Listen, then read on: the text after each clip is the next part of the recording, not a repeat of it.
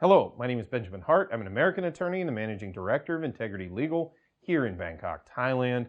As the title of this video suggests, we're discussing Vietnam copying. I'm not saying that's what they're doing exactly, but are they sort of taking a look at what Thailand has done, seeing the success with the Sandbox initiatives, and maybe looking to sort of implement something similar? This came to my attention from a recent article in the Bangkok Post, bangkokpost.com. Article is titled, Vietnam to Reopen Resort Island to Foreign Tourists to Boost Economy.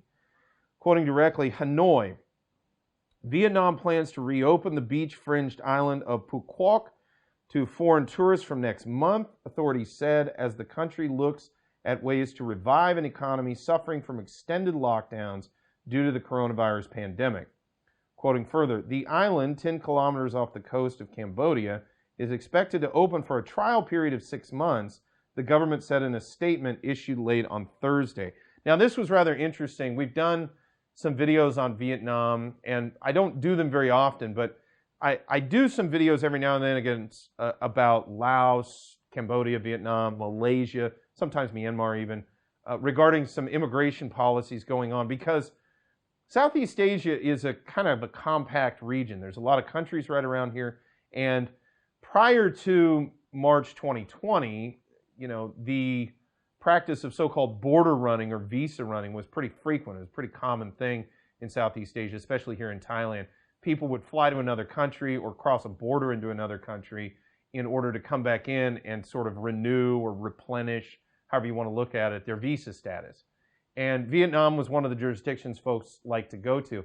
As we've noted in recent months, Vietnam took a pretty hard line on not only not letting a lot of foreigners in, but it was even becoming apparent that certain folks, they were sort of, for lack of a better term, kind of almost pushing out. They were not renewing status. They were essentially, the policy was, we'd kind of prefer it if you left. This was kind of in contrast to Thailand. Thailand has been attempting, under the circumstances, to sort of keep an open door to tourists. And we've seen that evident in things like the Sandbox strategy, which down in Phuket, down in Koh Samui, and some of the other islands have been implementing this. And it seems to, and it looks like it's going to go even broader with more discussion of Bangkok reopening, Pattaya reopening. I think Hua Hin's on the slate to reopen. And in this Sandbox model, where you kind of have to stay in this geographic region and before you can sort of spread your wings and go further about here in Thailand. So exactly how this plays out in Vietnam remains to be seen. But I definitely think, especially for expats who kind of prefer Vietnam, and for folks maybe looking down the line where we could see maybe the chance for a border run in the offing, I think all of this is pretty good news.